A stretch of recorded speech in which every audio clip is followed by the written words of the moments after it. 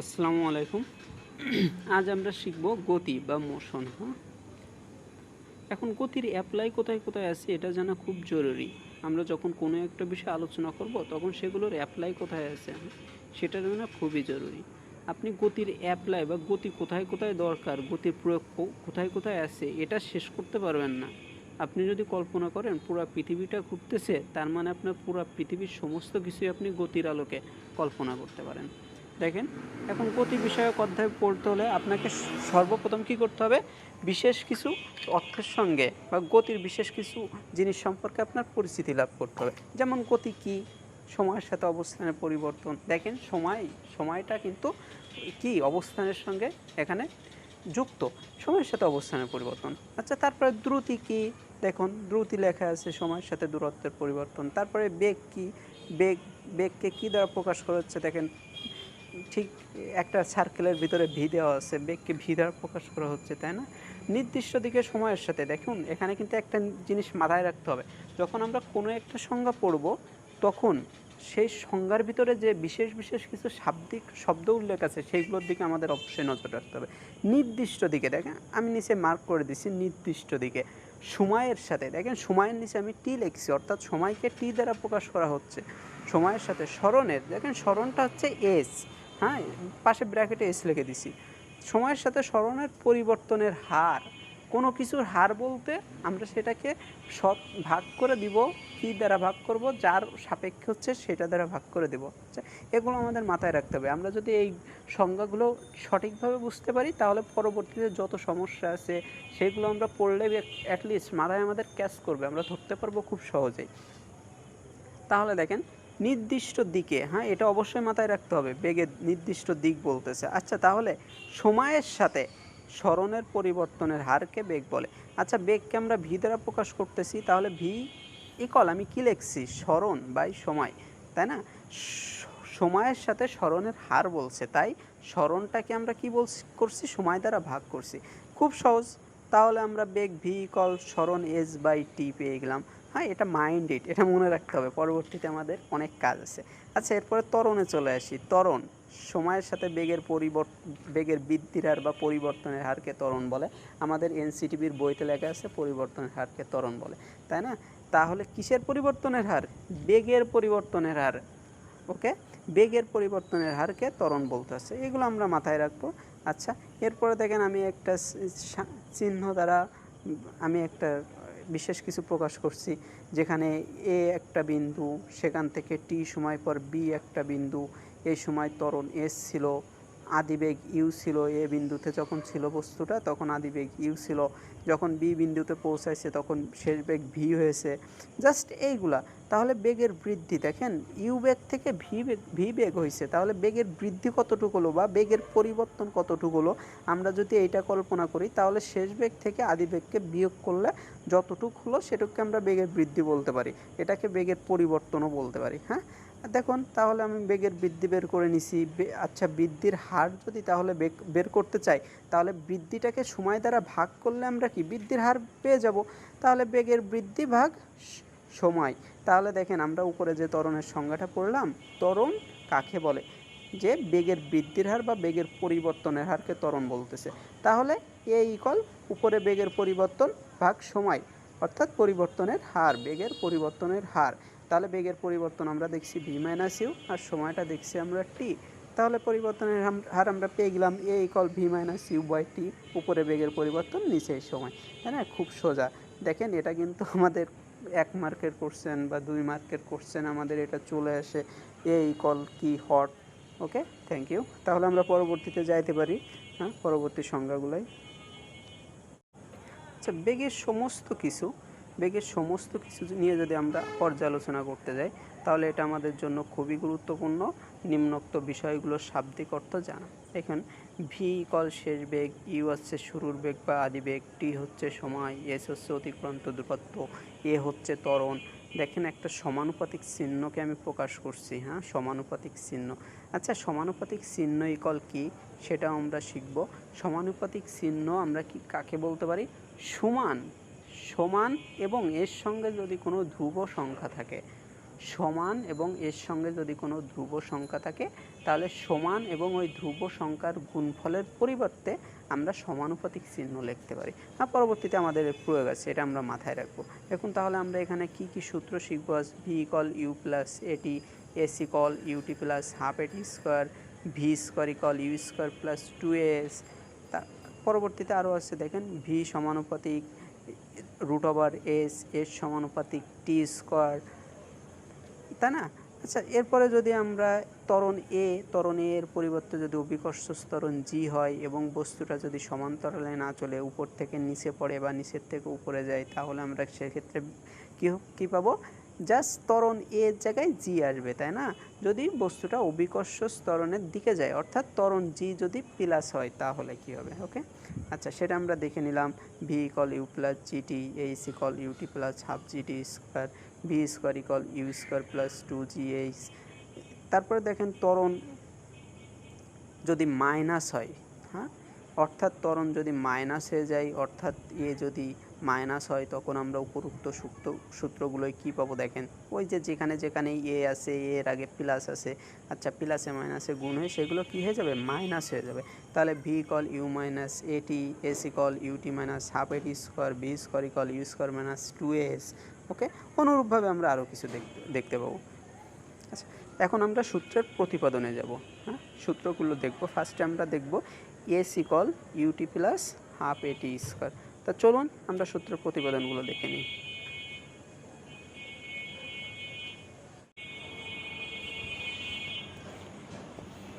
তো আমরা চলে আসলাম সূত্রের প্রতিপাদনে।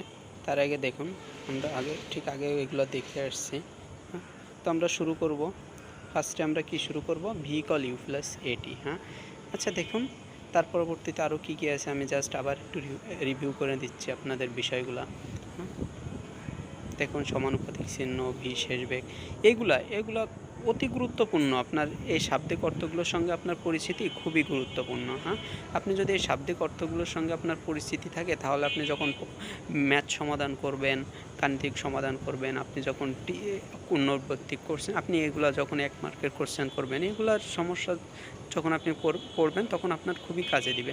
তো চলুন, আমরা আগে কিন্তু একবার অলরেডি যখন আমরা করছি তখন আমরা দেখে আসছি, হ্যাঁ, যে ত্বরণের যে আমাদের রাশিমালা আছে বা ভি শেষ বেগের যে রাশিমালা আছে, সেই রাশিমালাগুলো কিভাবে আসলো আমরা কিন্তু এটা আগে দেখছি না।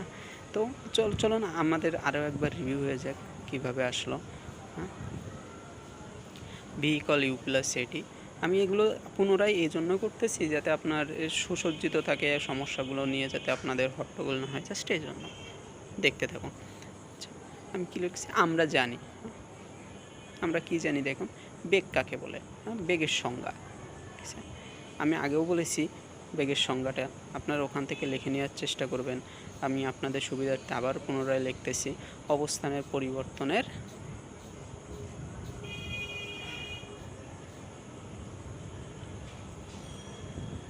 মনে আছে আপনাদের? সময়ের সাথে অবস্থানের পরিবর্তনের বা সময়ের সাথে সরণের পরিবর্তনের হারকে বেগ বলে। দেখতে থাকুন।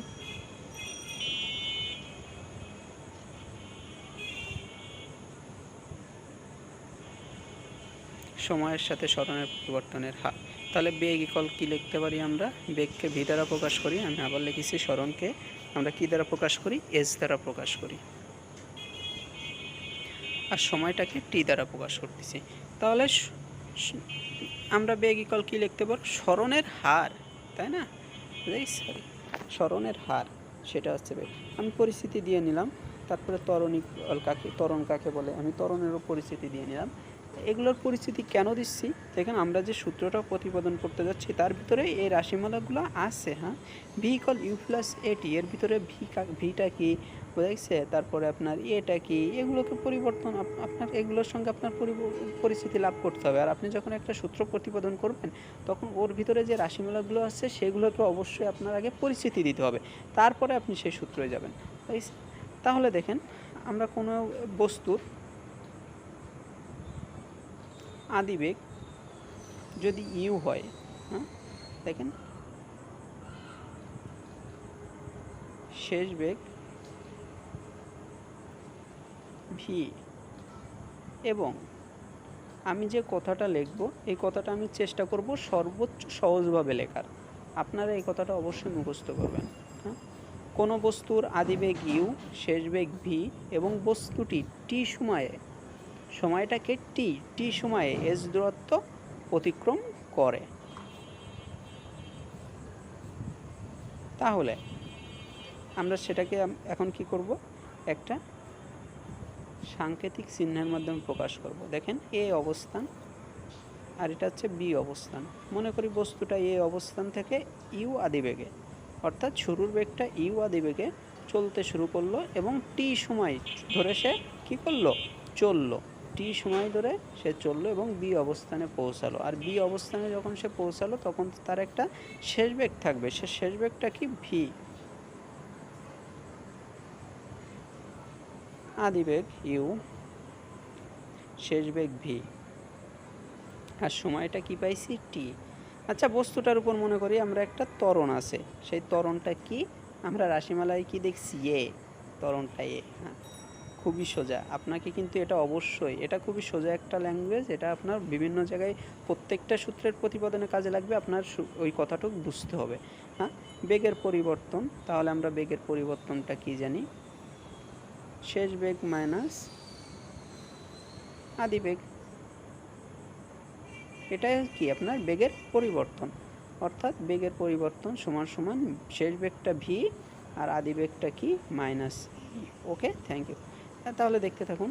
তাহলে আমরা বেগের পরিবর্তনটা পেয়ে গেলাম। আচ্ছা, এখন তাহলে বেগের, দেখেন সময় টি, তাহলে যদি আমরা কি করি, বেগের পরিবর্তনের হার বের করতে চাই, তাহলে আমাদের কি করতে হবে, আমরা প্রতিপাদনটা আগেও করে আসছি, আবারও দেখতেছি। আমি প্রতিপাদনটা আবার এজন্য দেখাচ্ছি যে এখানে আমাদের প্রতিপাদনটা কিভাবে, আগে তো আমরা সংজ্ঞা থেকে দেখছি, এখন প্রতিপাদন যদি করতে বলে তাহলে প্রতিপাদনটা কিভাবে করতে হবে সেটা। তাহলে ত্বরণ এ ইকুয়াল বেগের পরিবর্তন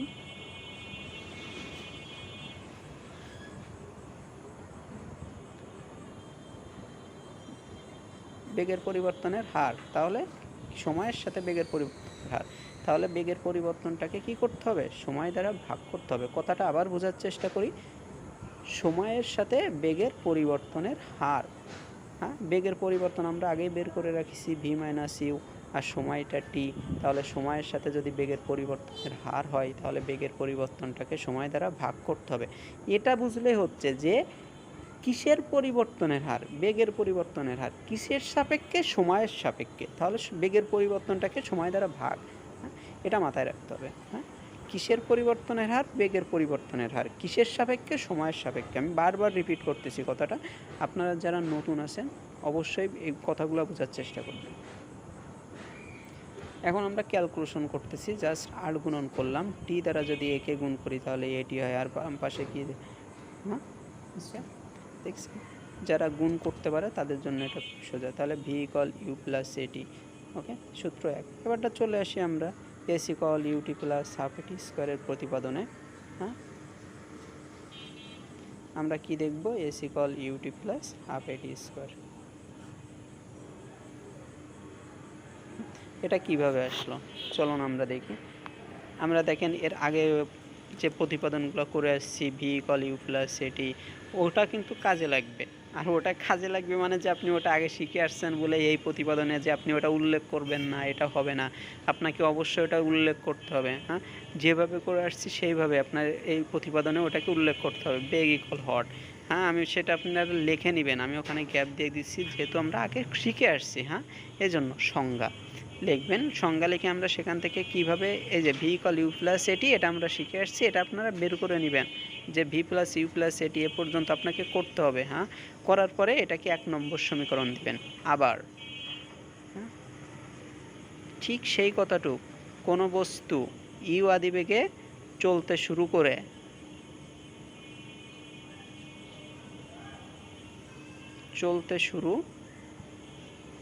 করে টি সময়ে এস দূরত্ব অতিক্রম করে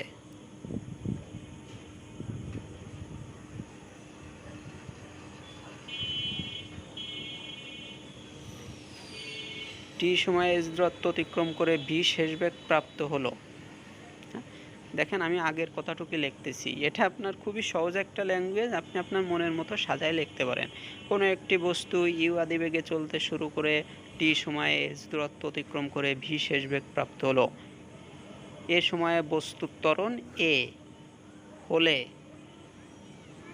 দেখেন আমরা কি দেখতে পারি, তাহলে ঠিক আগের চিহ্নটাই মনে করি এ প্রান্ততে বস্তুটির আদিবেগ ইউ ছিল, বি প্রান্ততে পৌঁছালো যখন বেগ ভি হলো, এই সময়টা কি ছিল, টি ছিল, আর এই সময়ের পরে ত্বরণটা কি ছিল, এ ছিল, আর স্মরণ কতটুকু হয়েছে, এস হয়েছে। দেখেন প্রত্যেকটা কথা কিন্তু আমার ওই প্রত্যেকটা এখানে যে চিহ্নগুলো আছে এর প্রত্যেকটা বিষয়ই কিন্তু আমার ওই কথাটুকের মধ্যে আছে। হ্যাঁ, সেটাকেই আমি এখানে সাংকেতিক চিহ্নের মাধ্যমে প্রকাশ করেছি।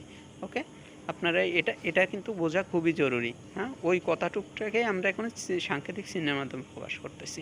তাহলে দেখেন আমরা উপরে 1 নম্বর সমীকরণ কি প্রমাণ করেছে, ভি ইকুয়াল ইউ প্লাস এটি, এটা আমাদের লাগবে কিন্তু পরবর্তীতে। আচ্ছা দেখেন, মোট অতিক্রান্ত দূরত্ব কত, এখানে কত দূরত্ব অতিক্রান্ত করেছি আমরা, এস। হ্যাঁ, দূরত্বের এককটা কি, মিটার। অবশ্যই আপনারা এগুলো মাথায় রাখবেন। হ্যাঁ, এই যে দূরত্বের একক মিটার বললাম, এটা কিন্তু আপনার কি আছে, এখানে আছে। হ্যাঁ, বইতে এনসিটিভির বইতে আপনি পাবেন, আমি সেটাকে সহজে এখানে উল্লেখ করিনি। হ্যাঁ, গড় বেগ ভি, দেখেন গড় বেগ বড় হাতের ভি, হ্যাঁ, হলে, আচ্ছা সময় এখানে টি। আচ্ছা তাহলে আমরা কি কি জানি, দেখেন একটা বস্তু কত দূরত্ব অতিক্রম করবে যদি তার বেগকে সময় দ্বারা গুণ করে দিই, তাহলে আমরা সে কত দূরত্ব অতিক্রম করেছে এটা পেয়ে যাব। আচ্ছা গড় বেগের সংজ্ঞা কি আছে আপনি সেটা অবশ্যই বইতে দেখতে পারবেন। হ্যাঁ, আমরা আগেও শিখে আসছি গড় বেগ সমান সমান বেগ সমূহের সমষ্টি ভাগ বেগের সংখ্যা।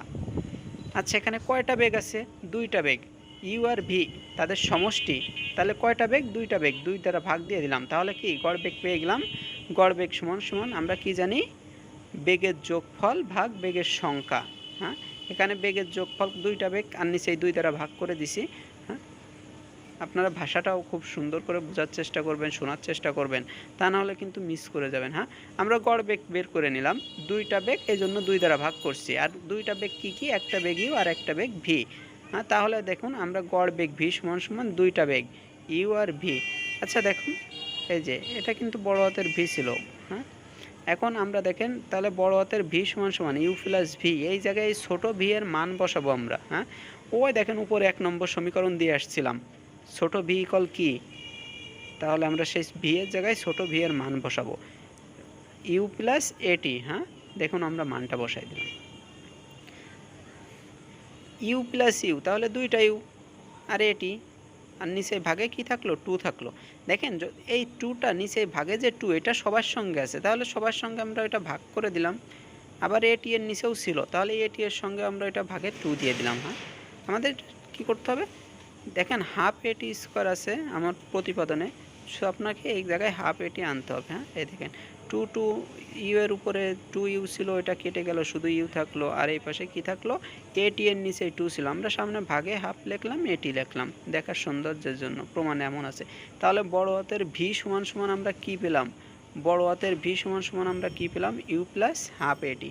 আচ্ছা দেখুন দেখুন আমরা এখানে শিখে আসছি। হ্যাঁ, উপরে দেখেন আমরা একটা রাশি লিখছি, এখন এই বড় হাতের ভি এর মান দেখেন কোথায় বসাবো, এই যে 2 নম্বর, s equal v into t. দেখেন আমাদের সূত্রের প্রতিপাদন কি ছিল, এস ইকুয়াল হট ইউটি প্লাস হাফ এটি স্কোয়ার, তাহলে এস এর মান আমরা ওই সমীকরণে বসাই দিই। হ্যাঁ, এস ইকুয়াল এই যে বড় হাতের যে ভি এর মান পাইছি সেটা ওই সমীকরণে বসাই, এস এর মান 2 নম্বর সমীকরণে বসাই, সরি ভি এর মান 2 নম্বর সমীকরণে বসাই, তাহলে এস ইকুয়াল কি, ভি এর মান বড় হাতের ভি এর জায়গায় ভি এর মান বসাও, ইউ প্লাস হাফ এটি, হাফ এ টি। হ্যাঁ, তার সঙ্গে দেখেন ভি এর মান বসাই দিলাম, আর শেষে কি ছিল, টি তো ছিল, তাহলে টি ওর সঙ্গে ভি এর টোটাল মানের সঙ্গে গুণে থাকবে, গুণে থাকলো, এখন টিটা সবার সঙ্গে গুণ আকারে লিখে দিলেই কি হয়ে যাবে, আপনার সূত্রটা প্রতিপাদন হয়ে যাবে। হ্যাঁ, সেটাই দেখেন করতেছি, যে তাহলে এস ইকুয়াল আমরা কি পাচ্ছি, ওই টিটাকে জাস্ট সবার সঙ্গে গুণ আকারে লিখে দিচ্ছি। হ্যাঁ, তাহলে টি যখন ইউ এর সঙ্গে গুণ হবে তাহলে ইউটি হবে, আর টি যখন হাফ এটি এর সঙ্গে গুণ হবে তাহলে হাফ ইন্টু এ আর টি টি এর সঙ্গে গুণ হলে টি স্কোয়ার, সূত্র প্রতিপাদন হয়ে গেল না। জাস্ট টিটাকে গুণ আকারে লিখে দিলাম।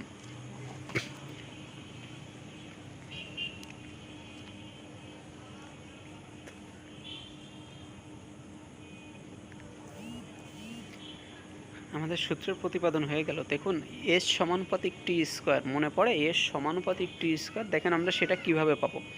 আচ্ছা আমরা ধরি কোনো বস্তু এই যে ইউ বেগে চলতে শুরু করছিল না, এই ইউ বেগটা যদি শূন্য হয়, ইউ ইকাল যদি শূন্য হয়, ইউ কখন শূন্য হবে? এটা খুবই সোজা। ইউ কখন শূন্য হবে? যদি বস্তুটার আদিবেগ ইউ ইকাল 0, অর্থাৎ বস্তুটা যখন আদিবেগ ছিল সেটা শূন্য ছিল, বস্তুটা স্থির অবস্থানে ছিল, তাই না? যদি বস্তুটা শুরুতেই স্থির অবস্থানে থেকে থাকে তাহলে তার আদিবেগটা কি হয়? শূন্য হয়। তাহলে আমরা ইউ ইকাল যদি শূন্য হয়, হ্যাঁ, তাহলে ইউ ইন্টু টি ইকাল শূন্য হয়ে গেল, তাহলে হাফ এ টি স্কোয়ার থেকে গেল, তাই না? তাহলে কখন হচ্ছে এই সমীকরণটা? যখন আদিবেগ ইউ ইকাল 0, অর্থাৎ বস্তুটি স্থির অবস্থান থেকে চলতে শুরু করছিল, হ্যাঁ। এখন ত্বরণ এ ইকাল যদি ধ্রুব হয়, অর্থাৎ ত্বরণটা কি বৃদ্ধি পাচ্ছে না, ওটাই একই ত্বরণে চলতে, ত্বরণটা কি হচ্ছে? ধ্রুব সংখ্যা হচ্ছে, অর্থাৎ ত্বরণটা সবসময় একই থাকতেছে। তাহলে আমরা কি বলতে পারি? এই যে হাফ তো ধ্রুব সংখ্যা, এটাও ধ্রুব সংখ্যা হয়ে যাচ্ছে। তাহলে আমরা একটা কথা বলছিলাম, সমানুপাতিক সমান সমান কি? সমান এবং ধ্রুব সংখ্যার গুণফল, সেটাকে কি বলে? সমানুপাতিক। দেখেন আমি কি কতটুকের উপরে মার্কিং করেছি, সমান চিহ্ন, হাফ আর ধ্রুব সংখ্যা। তাহলে সমান এবং ধ্রুব সংখ্যার গুণফলটা কি? সমানুপাতিক দ্বারা প্রকাশ করতে পারি। তাহলে ওই যে সমান চিহ্ন, হাফ, ধ্রুব সংখ্যা, এই টোটালটাকে আমরা সমানুপাতিক লিখতে পারি। আর টি স্কোয়ার থেকে গেল। ওকে, দেখছেন খুবই সোজা না? এটা কখন হলো? এর সমানুপাতিক টি স্কোয়ার, এই বিষয়টা কখন প্রমাণ হলো? যখন বস্তুটা স্থির অবস্থান থেকে চলতে শুরু করছিল, অর্থাৎ ইউ ইকাল 0 ছিল। আর একটা বিষয়, যখন ত্বরণ এ ইকাল ধ্রুব সংখ্যা, তখনই এটা সম্ভব। তাহলে আমাদের মাথায় রাখতে হবে এর সমানুপাতিক টি স্কোয়ার কখন সম্ভব? যখন বস্তুটা স্থির অবস্থান থেকে চলতে শুরু করে আর ত্বরণটা অল টাইম ধ্রুব থাকে, অর্থাৎ ত্বরণের পরিবর্তন হয় না। ওকে, গট ইট? তো স্থির অবস্থান থেকে আমরা সেই কথাটাকে বাংলায় লিখে দিচ্ছি, স্থির অবস্থান থেকে ধ্রুব ত্বরণে চলন্ত কোনো বস্তুর টি সময়ে অতিক্রান্ত দূরত্ব, চলন্ত কোনো বস্তুর টি সময়ে অতিক্রান্ত দূরত্ব ওই সময়ের ওই এটাকে বাংলায় লিখতেছি। এই যে আমরা এখানে এর সমানুপাতিক টি স্কোয়ার, এই যে এই গাণিতিক ওয়ার্ডটাকে আমরা বাংলায় লিখতেছি, হ্যাঁ। স্থির, এটা কি? এর সমানুপাতিক টি স্কোয়ার, এটাকে বাংলায় লিখলে কি হচ্ছে? যে অতিক্রান্ত দূরত্ব এস ওই সময়ের সমানুপাতিক, সময়ের বর্গের সমানুপাতিক, হ্যাঁ। তো আমরা সেটাকে লিখতেছি, হ্যাঁ। আমি দেখেন ওখানে সময়ের সমানুপাতিক লিখে রাখছি, বর্গের সমানুপাতিক কিন্তু আমি লিখি নাই, হ্যাঁ। বর্গের সমানুপাতিক হবে, কারণ এর সমানুপাতিক টি স্কোয়ার।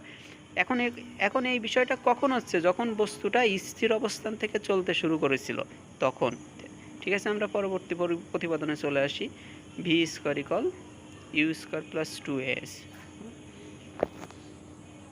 দেখেন আমরা খুব সহজে, ঠিক এটা যখন আপনি প্রতিপাদন শুরু করবেন তখন কিন্তু আপনার আগে যে প্রতিপাদন দুইটা করছেন, ভি ইকাল ইউ প্লাস এটি, s equal u t plus half এটি স্কোয়ার, ভাই এই দুইটা প্রতিপাদন আপনাকে শুরুতে করে নিতে হবে, হ্যাঁ। Thank you. ত্বরণের সংজ্ঞা লিখবেন, তারপর ত্বরণের থেকে আমরা যে রাশিমালা পাই সেটা লিখবেন, ভি ইকাল ইউ প্লাস এটি। এটা আমাদের পরবর্তীতে কাজে লাগবে, হ্যাঁ, এই সূত্রের প্রতিপাদনে, সেজন্য আমরা আগে লিখে রাখতেছি, হ্যাঁ। দেখুন ভি স্কোয়ার ইকাল, দেখেন এটাকে আমরা উভয় পক্ষকে গুণ করতেছি, উভয় পক্ষকে বর্গ করতেছি, উভয় পক্ষকে বর্গ করলে কি হবে? ভি এই বর্গ করলে ভি স্কোয়ার, আর এই পাশে ইউ প্লাস এটি, উভয়কেই বর্গ করতে হবে। তাহলে দেখেন এ প্লাস বি হোল স্কোয়ারের সূত্র লিখি, এখানে এটা আসছে ইউ স্কোয়ার আর বিটা আসছে এটি, টোটালটা আসছে b, 2ab plus b square, হ্যাঁ। Got it? তাহলে দেখেন v square equal u square plus 2 into a, সবাই গুণে আছে, তাহলে আমরা যে কোনোভাবে সাজায় লিখতে পারি। দেখেন এ টি স্কোয়ার ছিল, তাই না? আমরা দেখেন এই যে এটি স্কোয়ারের উপরে আমরা 2 দ্বারা গুণ করছি, নিচে 2 দ্বারা ভাগ করছি, মানের কি কোনো পরিবর্তন হয়েছে? হয়নি। আচ্ছা, আমরা এটা কেন করতেছি একটু পরে আমি বলবো। আমরা একটু প্রতিপাদনটা দেখতে লাগি। হ্যাঁ, এ স্কোয়ার টি স্কোয়ার, নিচে দেখেন আমাদের এখানে 2as আনা লাগবে। 2a তো আছেই, আমাদের বাকি যে মানটুক আছে সেইটা সমান সমান আমাদের কি বানাতে হবে? এস বানাতে হবে। এই জিনিসটা মাথায় রাখবেন। হ্যাঁ, আমাদের প্রতিপাদনটা আমরা কি করতেছি? V square equal u square plus 2s, এটা প্রতিপাদন করতে যাচ্ছি। দেখেন আমরা মোটামুটি কাছাকাছি চলে আসছি। V square equal u square plus 2a পাইছি, তাহলে বাকিটুকের মান আমার কি বানাতে হবে? এস বানাতে হবে। তাহলে দেখেন 2a কে কমন নিলে আমার ইউটি প্লাস হাফ এটি স্কোয়ার থাকলো। বলেন তো এস ইকুয়াল কি? ইউটি প্লাস হাফ এটি স্কোয়ার। তাহলে আপনি যে এখানে এই মানটা বসাচ্ছেন s equal UT plus half এটি স্কোয়ার, এই প্রতিপাদনটা আমি শিখায় আসিনি? শিখায় আসছি। আপনাকে এই প্রতিপাদনটা কি করতে হবে? আগে করে আসতে হবে। এই যে ত্বরণের সংজ্ঞা লিখেছি এটার আগে আপনার এই প্রতিপাদনটি বোঝা গেছে? এই যে আপনি এটা করে আসতে হবে। হ্যাঁ, এটা দেখাইতে হবে, তাহলে আপনার প্রতিপাদন সঠিক। আর যদি আপনি এটা করে না আসে মান বসান তো মার্কস কম পাবেন। আচ্ছা, তাহলে আমরা কি শিখলাম? আমরা আরেকবার রিভাইজ দিই। হ্যাঁ, আমরা কি শিখলাম?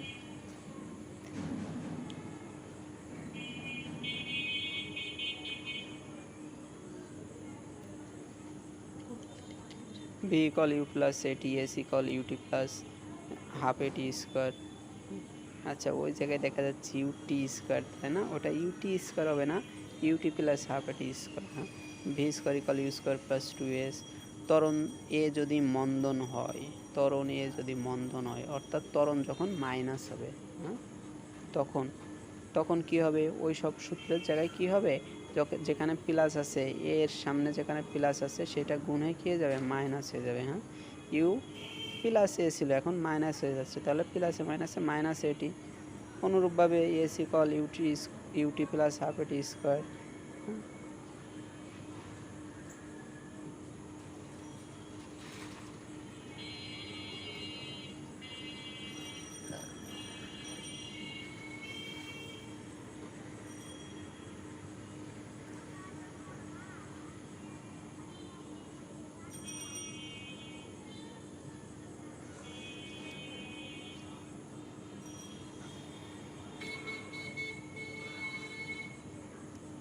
এখন পড়ন্ত বস্তুর ক্ষেত্রে কি হবে? অতিক্রান্ত, এখানে কি পড়ন্ত বস্তু কি অতিক্রম করে? উচ্চতা অতিক্রম করে। তাহলে এখানে কি হবে? এইচ হবে, উচ্চতা অতিক্রম করে। শুরুতে বেগ মনে করি ইউ ছিল, হ্যাঁ, অতিক্রান্ত উচ্চতা এইচ। ঠিক ওখানে অতিক্রান্ত দূরত্ব এস ছিল, আর এসের জায়গায় এইচ হবে এখানে। আর ওখানে ত্বরণটা কি ছিল? এস ছিল, আর এখানে ত্বরণটাও কি হবে? জি হবে। হ্যাঁ, আর সমস্ত সূত্র কি একইভাবে প্রতিপাদন করা যাবে।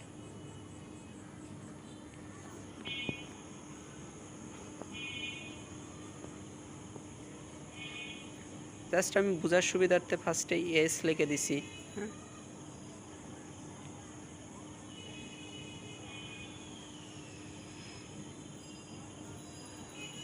আমি আবার বলতেছি, যখন লিখছি তখন আমি কিন্তু ওই যে ইউটি স্কোয়ার, ওটা টি স্কোয়ার হবে না, ইউটি হবে।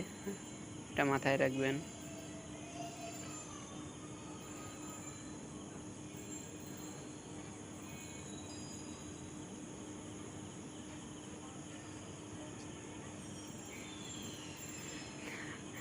I got it. দ্রুত লেকচার সংক্ষেপ করার জন্য দ্রুত লিখে চলে গেছি। হ্যাঁ, ওটা না পড়েই মাথায় আছে, দ্রুত লিখে চলে গেছি, কিন্তু লেখার ভিতরে ওইটা স্কোয়ার চলে আসছে। হ্যাঁ, ওটা এখন একটা আমরা গাণিতিক সমস্যা দেখি। একটা গাণিতিক সমস্যা দেখানো আপনাদের জন্য এনাফ, যদি গাণিতিক সমস্যাটা বুঝতে পারেন। ফার্স্টে আপনারা গাণিতিক সমস্যাটা পড়বেন কি লেখা আছে, তারপরে আপনার ওখানে যে যে মানগুলো দেওয়া আছে সেই মানগুলো মার্কিং করে রাখবেন। যেমন আমি দেখেন কি করছি, একটি বুলেট এত বেগে ছুটে দেয়ালের ভিতরে 10 সেন্টিমিটার ঢুকে পড়েছে, তাহলে আদি বেগ ইউ ইকুয়াল কত ছিল? 1.5 কিলোমিটার পার আওয়ার, সেকেন্ড। তারপরে ঢুকে পড়েছে, তার মানে ঢুকে গেছে। এখন ঢুকে যায় সে কি দাঁড়াই গেছে না, যদি দাঁড়াই যেয়ে থাকে তাহলে তার শেষ বেগটা 0 হয়ে গেছে। আচ্ছা দেখেন কত কত সেন্টিমিটার ঢুকতে পেরেছে, 10 সেন্টিমিটার। তার মানে কি এটাও কত দূরত্ব, 10 সেন্টিমিটার দূরত্ব গেছে। দূরত্বের এককটা কি জানি আমরা, মিটার। এখানে সেন্টিমিটার দেওয়া আছে, আপনাকে অবশ্যই সেটাকে মিটার করে নিতে হবে। 1 সেন্টিমিটার সমান সমান কী ছিল, হ্যাঁ 1 মিটার সমান সমান কি 100 সেন্টিমিটার ছিল, তাই আমরা 100 দ্বারা ভাগ করে নিছি। হ্যাঁ, ভাগ করে ওটাকে মিটার করে ফেলছি। এত কিলো, ইউ সমান সমান 1.5 কিলোমিটার পার সেকেন্ড, কিন্তু এককটা কি মিটার পার সেকেন্ড, এই জন্য কিলোমিটারকে মিটার করতে হবে। 1 কিলোমিটার সমান সমান 1000 মিটার। তাহলে আমরা কি করতে পারি, 1.5কে যদি 1000 দ্বারা গুণ দিই তাহলে সেটা মিটার পার সেকেন্ড হয়ে গেল। দেখেন এখানে আমাদের বুলেটের মন্দন কত হয়েছে আমাদের সেটা বের করতে বলেছে। মন্দন হলে কি আমরা মাইনাসের সূত্র ইউজ করব। মান কি কি দেওয়া আছে দেখেন, এস দেওয়া আছে, ইউ দেওয়া আছে, তাহলে কোন সূত্রে পড়তেছে, v square equal u square minus 2s। মন্দন যেহেতু বলেছে, শেষ বেগ আমরা ভি পেয়ে গেছি। শেষ বেগ কত পাইছি, ভি পেয়ে গেছি, কারণ ওই বুলেটটা ঢুকে পড়েছে, ঢুকে অত সেন্টিমিটার গেছে, তার মানে তার শেষ বেগটা 0 হয়ে গেছিলো। হ্যাঁ, এই জন্য ভি এর মান আমরা কী লিখছি দেখেন, 0 স্কোয়ার লিখছি। হ্যাঁ, শেষ বেগটা 0 হয়ে গিয়েছিল। হ্যাঁ, ইউ এর মান তো আমরা এখানে বের করেই রাখছি। 1.5 × 10 ইউ স্কোয়ার বসে দিলাম, 2 × a। এস এর মান আমরা পেয়ে গেছি। ওকে, এখন কি আমাদের ক্যালকুলেশন আমরা করতে পারি না, মাইনাসটা যদি আমরা বার পাশে নিয়ে চলে আসি তাহলে প্লাস 2a × 0.1 হবে। তারপর আমাদের বের করতে হবে কি এর মান। হ্যাঁ, মন্দন কত হয়েছিল এর মানটা বের করতে হবে আমাদের। তাহলে এই ইকুয়াল আমরা এটাকে যদি ডান পাশে নিয়ে যাই, 2 × 0.1, এটাকে যদি আমরা ডান পাশে নিয়ে চলে আসি তাহলে ভাগে চলে যাবে। তাহলে এই ইকুয়াল আমরা কি মানটা, আসল মানটা কত সেটা পেয়ে যাব। হ্যাঁ, বার পাশে গুণে ছিল, ডান পাশে কিসে যাবে, ভাগে যাবে। ক্যালকুলেটর প্রেস করে দেন, মান চলে আসবে। তো আমরা ক্লাসের অন্তিম পর্যায়ে চলে এসেছি। সবাইকে ধন্যবাদ জানাচ্ছি। আবার আমি আপনাদের সঙ্গে ছিলাম এসকে ইঞ্জিনিয়ার। আমি ওই কথাটা লিখে দিচ্ছি, যেহেতু বুলেটটি 10 সেন্টিমিটার ঢুকতে পেরেছিল, তার মানে তারপরে সে আর যেতে পারেনি। তারপরে যেতে পারেনি কেন, শেষ বেগ 0 হয়ে গেছিলো, তার কারণে যেতে পারেনি। এই জন্য ভি শেষ বেগ ইকুয়াল 0 হয়ে গেছিলো। হ্যাঁ, তো সবাইকে ইঞ্জিনিয়ার টিচারের পক্ষ থেকে আবার ধন্যবাদ জানিয়ে বিদায় নিচ্ছি। সবাই ভালো থাকবেন, সুস্থ থাকবেন।